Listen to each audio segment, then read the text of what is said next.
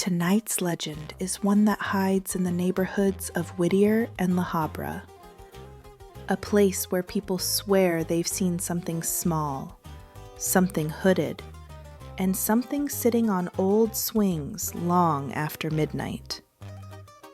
This one isn't about a ghost or a cryptid. This one ties back to one of the oldest legends in Latino folklore. So here's what people in Whittier, La Habra, and Hacienda Heights have been whispering about for years.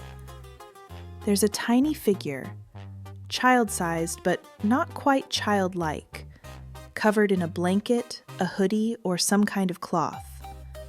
People say they see it, sitting on swings, moving slowly, or gently rocking back and forth, late at night, always with its face hidden. And the weirdest part? It's always in the same spots, like it's tied to the land. Some call it the hooded swing child. Others call it la sombradita. But a lot of older folks, they call it something else.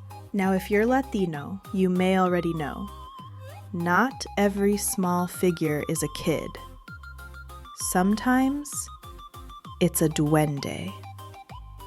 The idea of the duende didn't start as a modern ghost story or internet creepypasta. It's old. In old Mexican and Central American folklore, duendes are small forest or neighborhood spirits, tricksters, watchers, shy beings that cover themselves, creatures that avoid being seen directly. And they love playgrounds, trees, and abandoned spaces.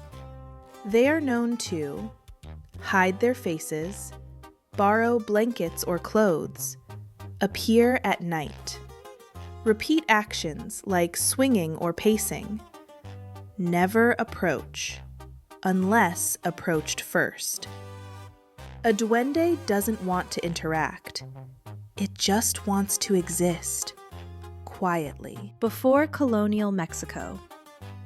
The word duende comes from medieval Spain, likely from dueño de casa, meaning master of the house. In Iberian folklore, duendes were domestic or land-bound spirits believed to live inside walls, attics, forests, and fields. They weren't demons. They weren't angels. They were neighbors, unseen residents who shared space with humans. When Spain colonized the Americas, that concept didn't arrive alone. It fused with indigenous Mesoamerican beliefs about Aluxes, Maya, Chaneques, Nahuatl-speaking regions, and other nature spirits tied to specific land, trees, water sources, and boundaries. This is important. In indigenous cosmology, land was alive. Places had guardians. Forests, hills, and even paths had watchers. Duendes became the colonial-era name for something that already existed. In Mexican, Central American, and Caribbean folklore, duendes aren't universal beings. They're local. They belong to specific places: a tree, a playground, an abandoned house, a rural road. Once that space changes, bulldozed, developed, disturbed, encounters often spike, not fade. That's why so many sightings happen near construction zones, newly abandoned buildings, playgrounds after dark, forest edges near towns.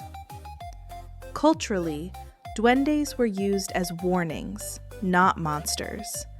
Parents warned children, don't wander alone, don't disrespect nature, don't take things that aren't yours, don't follow quiet figures at night. And notice something consistent across regions. Duendes don't announce themselves. They don't attack head-on. They observe. In recorded oral histories, People don't describe fear at first. They describe confusion, a sense of being watched, a feeling that something small is nearby, moving, repeating, waiting. That repetition matters, swinging back and forth, pacing the same route, peeking and hiding.